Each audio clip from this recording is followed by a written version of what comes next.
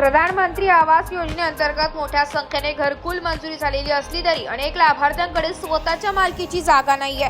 अशा लाभार्थ्यांना शासकीय जागा उपलब्ध करून देण्यासाठी शासन स्तरावर प्रयत्न सुरू असल्याचे अन्न व औषध प्रशासन मंत्री नरहरी झिरवाळ यांनी स्पष्ट केले। दिंडोरी पंचायत समितीच्या सभागृहात झालेल्या प्रधानमंत्री आवास योजनेच्या लाभार्थी मंजुरी पत्र व पहिल्या हप्त्याच्या वितरण कार्यक्रमात मंत्री झिरवाळ बोलत होते।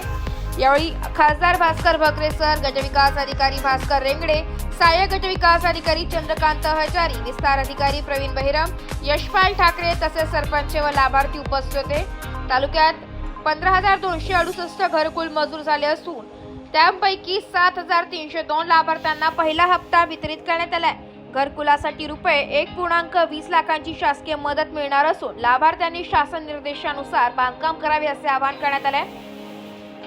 ज्या गावांमध्ये घर बांधण्यासाठी जागेचा प्रश्न निर्माण झाला त्या ठिकाणी गायरान, गावठाण, जलसंपदा व वन विभागाच्या जागा उपलब्ध करून देण्यासाठी शासन प्रयत्नशील आहे असे मंत्री झिरवाळ यांनी सांगितले।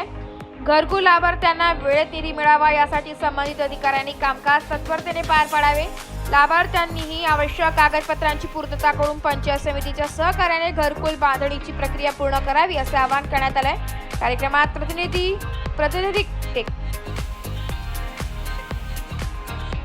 कार्यक्रमात प्रातिनिधिक स्वरूपात 10 लाभार्थ्यांना मंजुरी आदेश प्रदान करण्यात आले। ब्युरो रिपोर्ट, नाशिक लोकशाही न्यूज, नाशिक।